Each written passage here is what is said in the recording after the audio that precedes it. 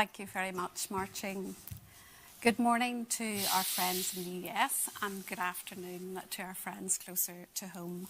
I'm Michelle Hatfield and I'm delighted to be chairing this panel of speakers today across the tourism, hospitality and leisure industry. Today we're going to hear from 5 experienced business leaders and we're going to explore the different approach that each are taking across their industry during these challenging and unprecedented times.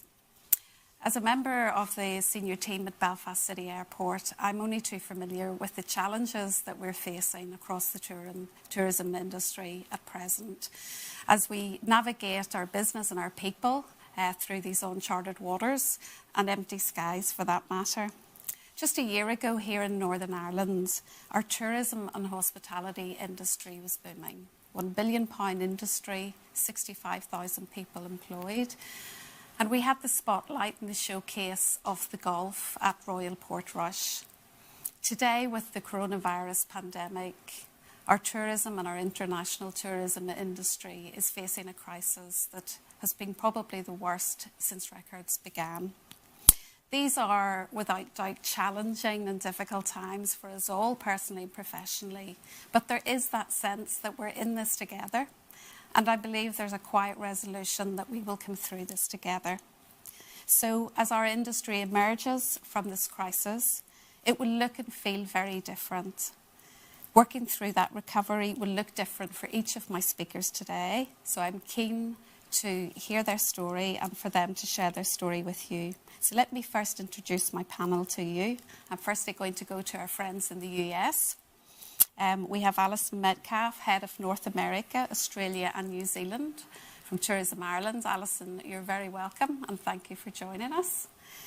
Staying stateside, welcome to Francis Schott, who owns a number of award-winning restaurants in New Jersey.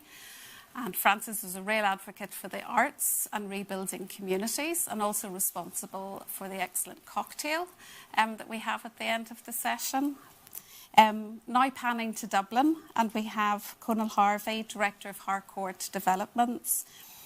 Conal is also Deputy Chairman of the very successful world-class visitor attraction Titanic Belfast. And I'm delighted here in the studio to be joined by Joe Neal, Chief Executive of Belfast Harbour, the Port Authority for the Port of Belfast. And finally, entrepreneur and businessman McAdam, who is founder of Movie House Cinemas in Belfast.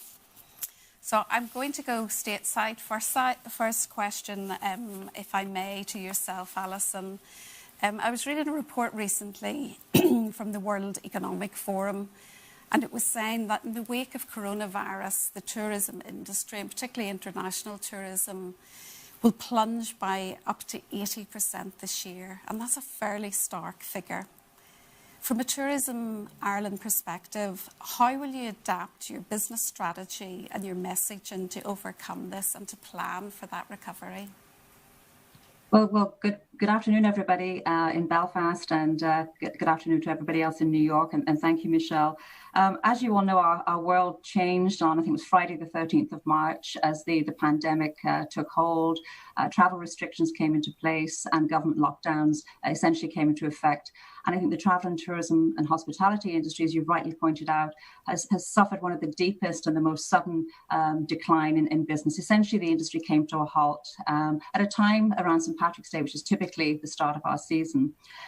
As you mentioned, 65,000 jobs are in tourism in Northern Ireland. It's a really important part of the economy. So the first thing we have done at Tourism Ireland at that time was to pause our paid marketing activity. Essentially, we obviously had to put a line through our business plan for growth and start with a blank sheet of paper.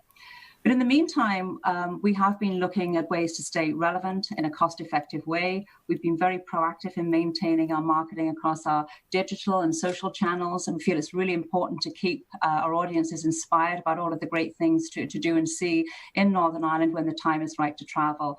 And I have to say, we have huge databases, huge social media footprint, and we've seen incredible engagement from people. People are still incredibly interested to travel. The second thing we've been doing over the last 8 to 12 weeks is staying very close to our partners and our stakeholders. These are both the tour operators in the United States and around the globe, companies that have programmed Northern Ireland for many years and are responsible for bringing a significant amount of business. So making sure they have the information they need, and certainly over the last week or so, making sure they have the information they need as it relates to what's happening in Northern Ireland and how the economy is being unlocked. We've also been conducting a lot of education with our travel agents, with our staying close to the industry in Northern Ireland. There's been a huge appetite to learn and to get up to speed with what the destinations have to offer. So really inspiring people about Northern Ireland so that when the time is right, they're ready to travel. But we have, of course, like everybody else, started our planning recovery. We're developing a new business strategy for recovery, and we're not doing that in isolation. I think what is really important here, as you mentioned, Michelle, is that we all work together. Government, so the Northern Ireland Executive, agencies, Tourism Ireland, working very closely with Tourism Northern Ireland and the industry on the ground in Northern Ireland as well as in the United States. Cohesion and collaboration is going to be absolutely vital as we develop a plan that's going to take us forward in a single direction, so we have the best chance to rebound from what we know is going to be a long road to recovery. When we talk about recovery, it's our view that it's going to take 2 to 3 years, and that recovery plan that we are working on now in collaboration with our partners will look out to the next 12 to 24 months through to 2022. We're going to be hitting the reset button. This is not about hitting a restart button and planning to do what we planned to do at the beginning of the year. It's taking a completely different approach. So the three things that are going to underpin our new strategy for recovery. The first is the consumer. We have to put the consumer at the heart of everything. We know we're dealing with a radically different marketplace, but importantly, consumers are very fearful right now about public health and safety. So we've embarked upon what will be an extensive research program to understand their mindset, understand the types of vacations, when the time is right to travel, what will they be looking for. And we've only done one stage of research yet, but already what we're seeing is when the time is right to travel, they will be looking to visit friends and relatives first. They'll be looking for sun vacations, and they'll be looking for the countryside. So visiting friends and relatives and the countryside are two very important hooks for us. Northern Ireland is very well positioned to avail of and develop a proposition around that and tap into that market.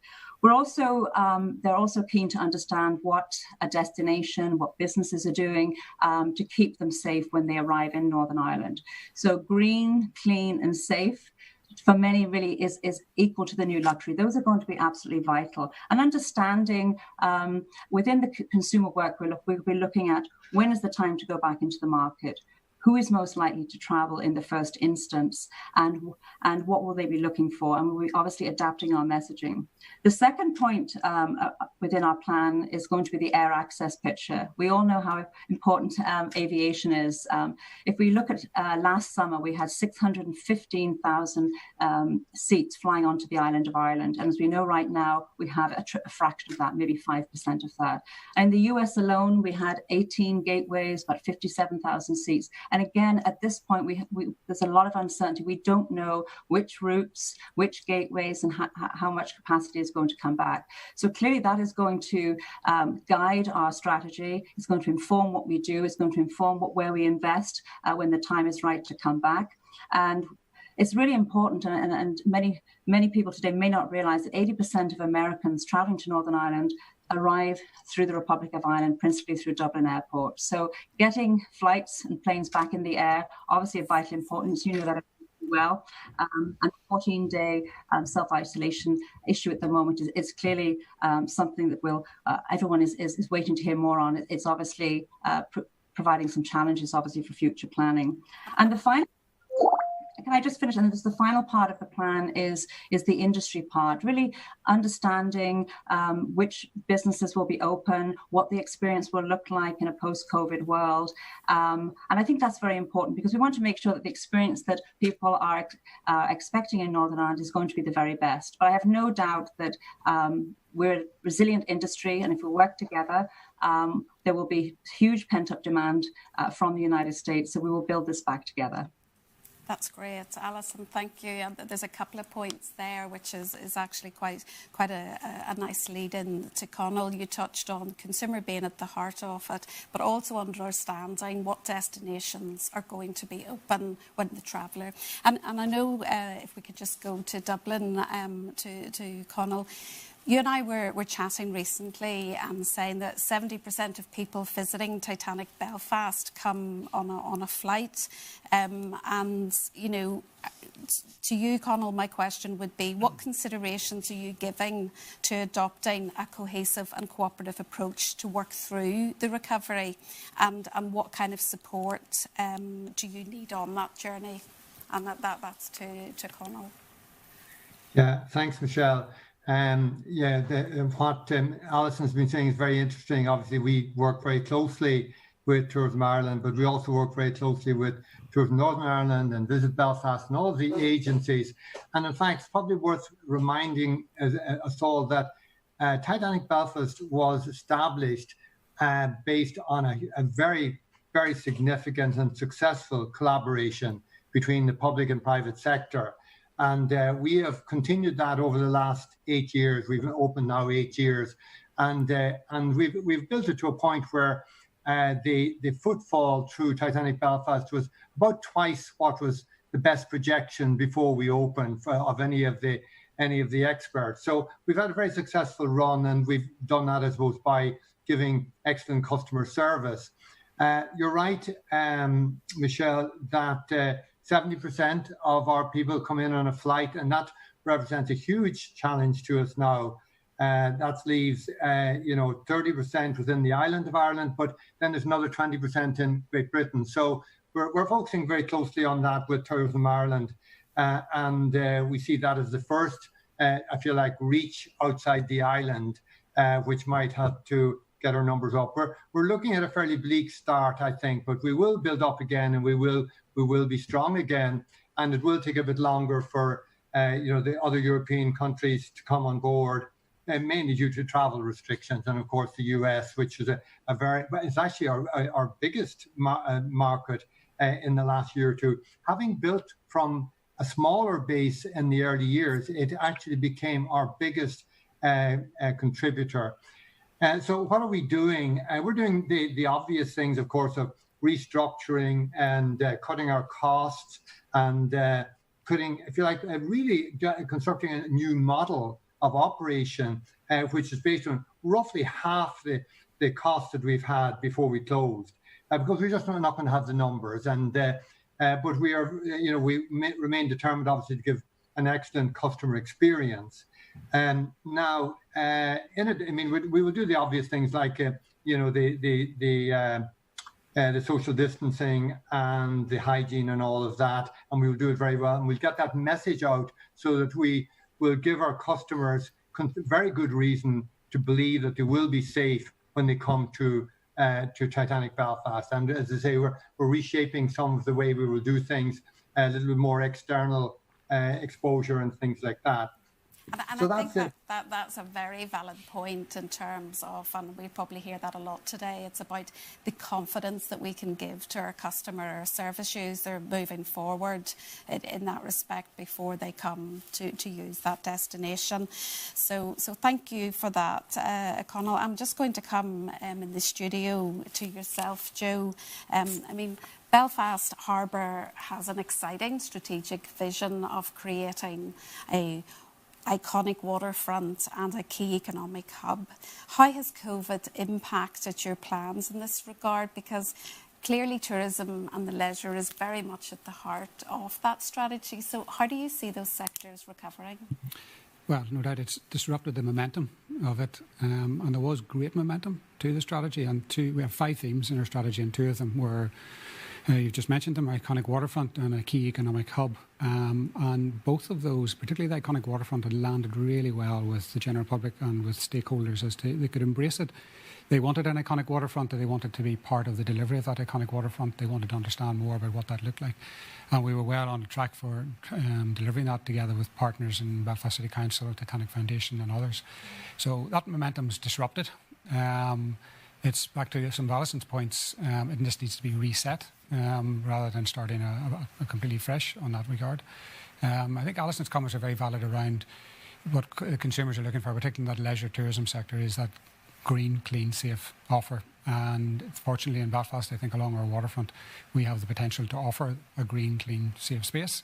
It was always been built into our plans. I think we've now realised we need to embellish that much more so and communicate that much more so across all of our leisure and tourism offers.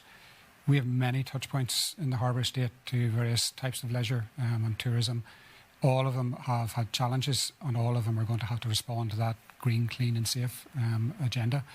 If we look at our tourism sector, cruise sector in particular, clearly has had massive impact there. I think as a sector, it's going to have to significantly regroup and decide how is it going to offer its product and how it's going to communicate to its customers that it's got a safe product in the first instance. We're having really good conversations with the cruise lines now around how do we need to respond in a totally different partnership way with them, where they're saying, we will offer a very clean product on board. We need you as our partner port now to be able to demonstrate likewise whenever our passengers disembark, and that you will provide a very clean and safe and green experience for them. So encouraged to have those conversations, but I do have to acknowledge it's probably a couple of years before we'll see anything like the level of cruise tourism they have before. We had over 3 million people a year coming into the Harbour Estate for leisure activities through from obviously Conal and Titanic, Belfast through Odyssey and our maritime heritage. I think what we had there was a strong foundation for developing even stronger maritime heritage product and leisure product with the likes of Aquarium coming in, we are Vertigo. Those plans hopefully will continue when there's some more confidence in the marketplace. But again, they, like ourselves, will be looking at it through a different lens, through that clean and safe lens. So we're not deterred. We're doing a review as you would expect. But I anticipate we'll pick up momentum quite quickly here. Once this new normality starts, we'll respond to it. And for this moment, I don't see any reason to be deterred from maintaining the momentum and the ambition reflected in an iconic waterfront and economic hub.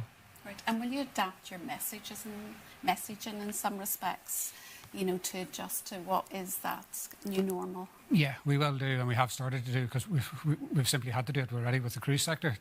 As they start to talk to us around what can you offer us in 2021, they're not interested in hearing that saying, yes, we have a free berth and end of story. On a gangway, they want to know a lot more now around how we're going to respond and how we're going to deal with our passengers in an appropriate manner, etc. We can see that working with Stena, our major ferry company, and how they're having to react to this, different than yourself in the airline sector. So a lot of it is the common sense stuff that we're all very familiar with, but it's reassurance and showing a care and commitment for leisure and tourism customers going forward. Yeah, absolutely key. Thank you, Joe. Okay, good to go stateside again. And Francis, the hospitality industry has been particularly hard hit, and with social distancing measures set to remain in place for some time. What will your restaurants look like, and how viable is it for you to continue? And perhaps, Francis, what I'd like you to touch on is some of the more innovative and enterprising initiatives that you've introduced during lockdown. So if we go Francis. Thank you. Yeah, well, thanks for asking. It's interesting. If I knew what things were going to look like on the other side of this, I would be much more highly paid than I am. I mean, no one knows. And one of the problems with this is restaurants, and I'm going to talk about small businesses. I'm not going to talk about big corporate-owned restaurants. Small restaurants, we are in the middle of an ocean, and we're trying to we're swimming across a river.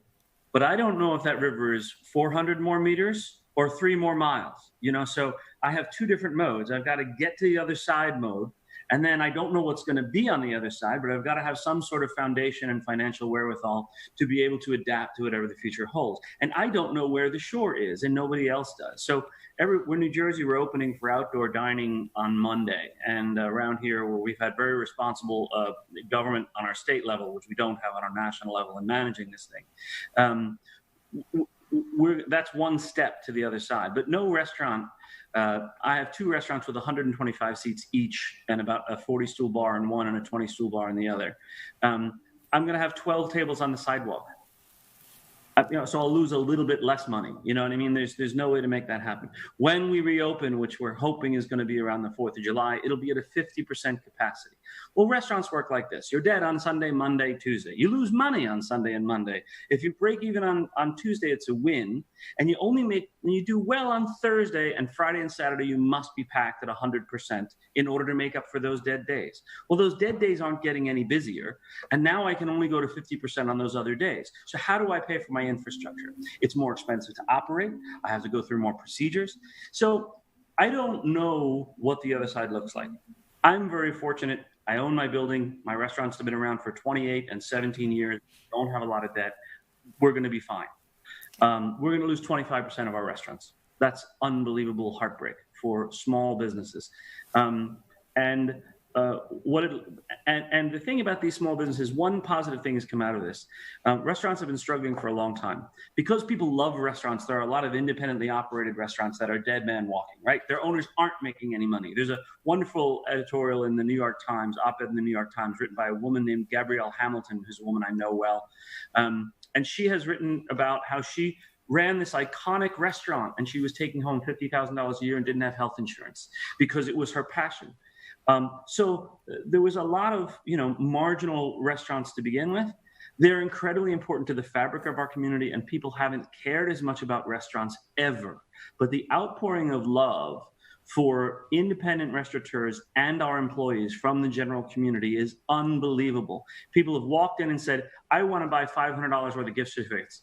I'm like, okay, I'm only doing takeout food for meatball sandwiches. They obviously just want to give me $500 so that I'm there on the other side. And I can't tell you how often that's happened to me and all of my colleagues. So that's wonderful. One of the things about the other side, though, that I think we all need to keep in mind, and I haven't heard much here today, there are restaurants that exist because you're next to the business center or you're next to the theater, as I'm next to 3 theaters, which are closed, right? So the restaurant of convenience. But the thing about all of our that we have to keep in mind is it's got to be fun. And I don't know how to make it fun, but I'm working hard. We have Zoom wine dinners, which you can look up, where we do a wine dinner with the winemaker at the winery with Zoom. And one of the reasons is it's fun. And wearing a mask is no fun. And flying on an airplane with a mask is no fun. And walking into a restaurant where people are 6 feet apart and the waiter's wearing a mask is no fun. And he's having no fun. So we have to make it fun, whatever it is. And that's going to be the challenge. Absolutely. That's great. Thank you for that, Francis. And I guess there's some synergies there between what you're going through and Michael, if I can come to you in the studio.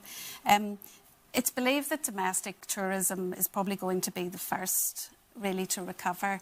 And there may be more staycations and more people wanting to sort of stay locally. The expectations of your customers in particular, and what we've touched on in the panel around gaining that confidence, what measures is your business putting in place, Michael, at the moment so that you can build that confidence and help move forward in recovery? We were very lucky in my Belfast cinemas that we had already made the decision to change from traditional cinema seats to the large recliner offers. So already we've lost 50% of our seats to begin with. So thinking it, and I always think you have to approach this as if you're the customer, and you have to think about, well, what's going to make me feel safe? And so the first thing we did was with our software company who does our ticketing system, we couldn't work with 2 meters. It's just ridiculous. You just simply cannot do that. 1 meter, yeah, possibly. So what we're doing is that a customer will know that when they book a seat, that they will know that if they book 2 seats or 3 seats, the seat to the left and the seat to the right of them cannot be bought by anybody else. So there's always going to be that gap, and people will be able to see that before they come to the cinema. And I decided we would take the message from the front door, because the journey begins, first of all, no box office, you've got to book online. So now you know the show you're going to go into. If it's in a larger theatre, there's going to be a maximum 160 people. If it's a small screen, there might be 32 people. So you know what to expect and how many people are going to be in the foyer as you get there. I then researched online, and in fact, just coming into port yesterday, we had a cleansing area where people go along and they put the stuff in their hands to wash their hands.